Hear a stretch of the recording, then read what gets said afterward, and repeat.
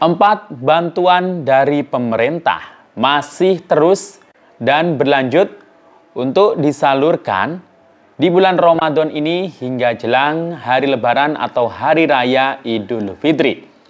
Ada salah satu bansos komplementer atau tambahan yang siap dicarikan juga setelah Hari Raya Idul Fitri atau Lebaran. Nah, Sobat YouTube, untuk ground checking atau survei yang dilakukan oleh para pendamping untuk data tunggal sosial ekonomi nasional, para KPM ada yang masuk di dalam Siksma. Nama-namanya itu pasti akan disurvei dan kalau belum ya nanti rencana pasti akan disurvei. Nah, bagi KPM yang namanya masuk di Siksma dan menjadi target sasaran survei, nah siap-siap ya, KPM yang kepemilikan asetnya ini yang akan saya jelaskan dalam video ini tentunya. Yang punya barang-barang atau aset berikut ini, nah ini nilainya nanti kemungkinan akan tinggi dan berpotensi bantuannya akan di stop. Nah, aset apa saja yang dimiliki KPM yang nanti bisa berpengaruh terhadap bansosnya? Nanti akan kita bahas, namun sebelum kita lanjut jangan kemana-mana, kita intro dulu.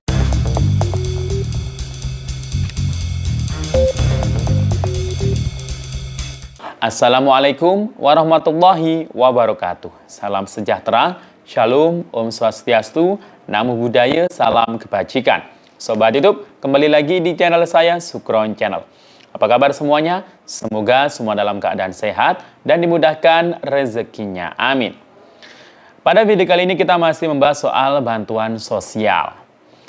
Nah, 4 bantuan dari pemerintah ini yang akan saya bahas di sini masih terus lanjut dan masih bisa dicairkan di bulan Ramadan ini hingga jelang Hari Raya Idul Fitri atau Lebaran. Tidak hanya itu, 1 atau mungkin bahkan 2 bansos sudah disiapkan untuk disalurkan kembali setelah Lebaran. Bantuan apa saja nanti akan kita bahas.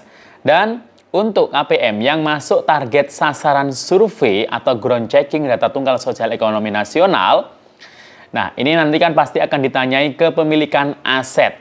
Nah, berikut aset yang dimiliki KPM yang nilainya mungkin ini tinggi dan berpengaruh terhadap bantuan sosialnya mulai tahap 2 dan selanjutnya. Kira-kira apa saja ya aset yang dimiliki yang berpengaruh terhadap bansosnya yang mungkin juga akan berpotensi di stop bantuannya.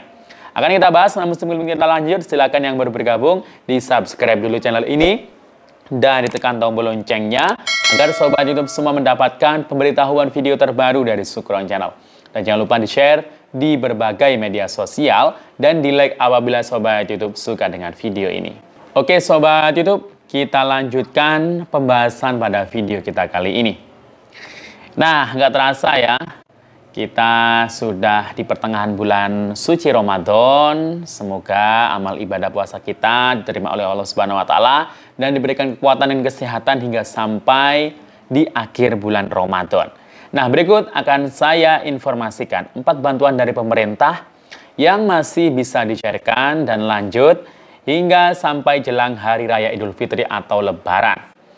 Nah, keempat bantuan tersebut apa saja? Mungkin Anda termasuk salah satu yang menunggu atau mungkin namanya masuk data bayar yang akan dibayarkan bantuannya ya di bulan Ramadan ini jelang Hari Raya Idul Fitri.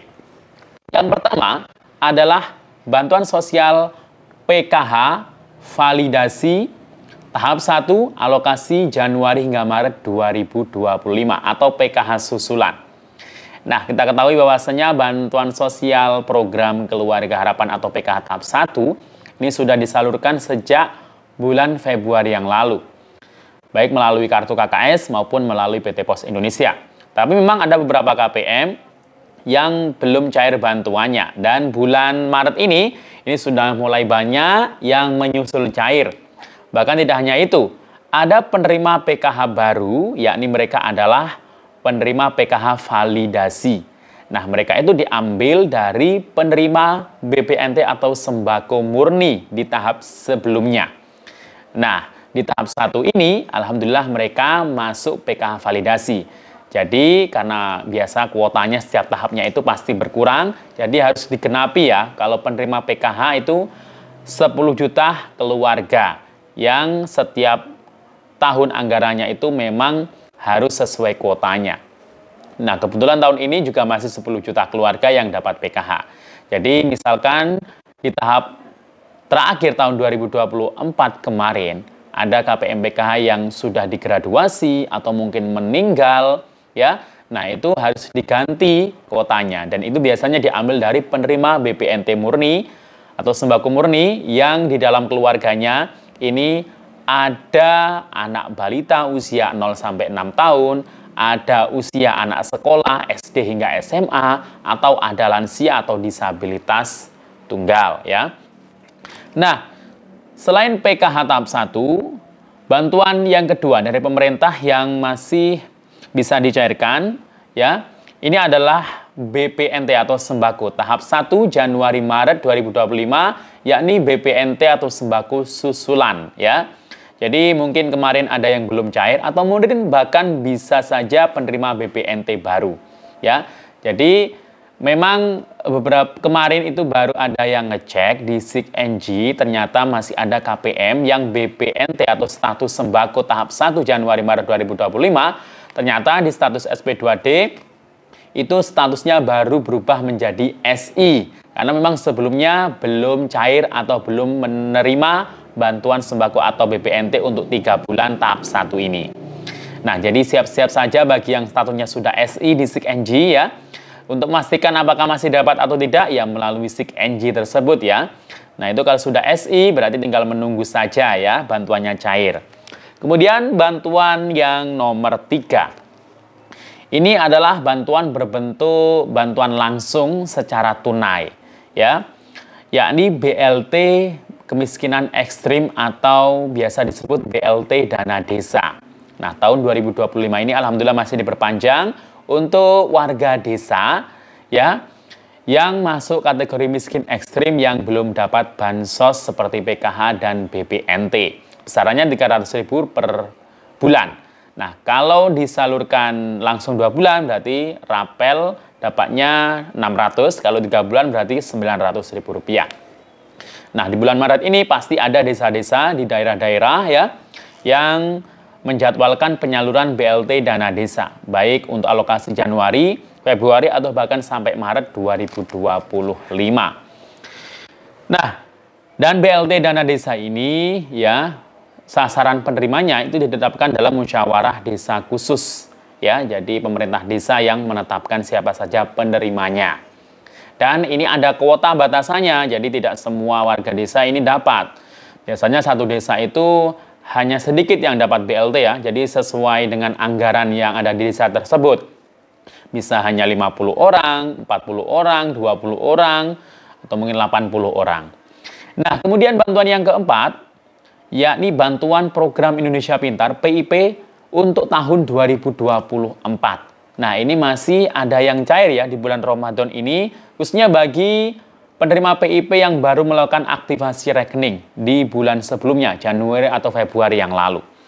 Nah, untuk bantuan yang nanti akan siap dicairkan setelah Lebaran itu adalah PIP tahap 1 2025. Jadi kalau sebelum Lebaran ini belum ada yang cair untuk PIP tahap 1 tahun ini, tapi nanti setelah Lebaran bulan April itu akan dimulai penyaluran PIP tahap 1 tahun 2025. Nah, selain itu mungkin beras perpanjangannya akan diumumkan ya, apakah jadi atau tidak nanti kita tunggu saja.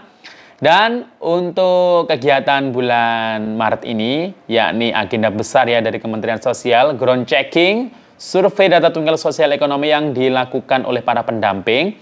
Nah, ini kan banyak KPM, ada sekitar 4,2 juta KPM yang masuk data sasaran target survei. Jadi tidak semua KPM masuk di survei ternyata. Nah, jumlah KPM kan ada 10 juta sampai 18 juta KPM yang dapat PKH dan sembako ya. Nah, tapi yang disurvei ini hanya sekitar 4,2 juta KPM saja. Nah, mereka yang disurvei itu harus menjawab pertanyaan yang akan dilontarkan oleh pendamping ya, yang ada di aplikasi. Itu banyak pertanyaan mulai dari kepemilikan rumah, dan juga ini ada yang berpengaruh. Nanti hasilnya di hasil survei tadi ya yang dilakukan pendamping akan langsung dinilai oleh Badan Pusat Statistik dan akan di-ranking tingkat kemiskinannya. Nah, di dalam survei ada pertanyaan terkait mengenai aset yang dimiliki KPM tersebut. Apa saja aset yang ditanyakan? Yang jelas itu yang sudah saya jelaskan kemarin, ada jumlah sepeda motor yang dimiliki ya. Kemudian aset berupa barang tidak bergerak seperti sawah dan kebun. Nah, kalau punya sawah, ini kemungkinan ya nilainya ini besar. Dan itu akan mempengaruhi tingkat kesejahteraannya. Kemudian kalau aset yang bergerak seperti jumlah sepeda motor, mungkin dalam rumahnya, di keluarganya ini punya sepeda motor 2, 3, bahkan mungkin 4 lebih. Itu juga akan punya nilai lebih. Kemudian terkait mengenai kepemilikan kendaraan mobil, nah itu juga berpengaruh. Kalau punya mobil, nah itu pasti nilainya sangat tinggi ya. Kemungkinan besar bantuannya akan di stop. Selain itu juga banyak aset yang lain seperti TV 30 inch layar datar ya minimal. Kalau di bawah itu mungkin masih aman karena masih ditulis 0 kalau di bawah 30 inch. Nah, kemudian aset yang lain seperti perahu ya, itu juga berpengaruh ya karena barang mahal juga. Kemudian juga aset untuk ternak seperti sapi, kerbau, babi, dan kambing itu juga sangat berpengaruh. Kalau mungkin di rumahnya punya sapi atau bahkan kambing lebih dari 10 atau mungkin perhiasan yang lebih dari 10 gram itu nanti akan menjadi nilai lebih ya. Jadi siap-siap saja bagi yang disurvei dan itu harus dijawab dengan jujur ya. Kalau nggak jujur nanti akan ditanggung sendiri resikonya. Selain bertanggung jawab di dunia juga pasti di akhirat. Nah, jadi itu ya. Untuk pertanyaannya nanti silakan jujur saja. Kalau memang sudah sejahtera, sudah banyak memiliki aset, ya silakan dijawab dengan jujur. Kalau bantuannya di stop nanti, ya itu berarti nanti akan dialihkan ke yang lebih berhak, ya warga masyarakat yang masuk kategori miskin, ya yang belum dapat bansos juga masuk target survei. Nah, mereka akan berpeluang dapat bantuan kalau memang benar-benar masuk kategori miskin setelah disurvei. Demikian info dari saya, sampai jumpa. Assalamualaikum warahmatullahi wabarakatuh.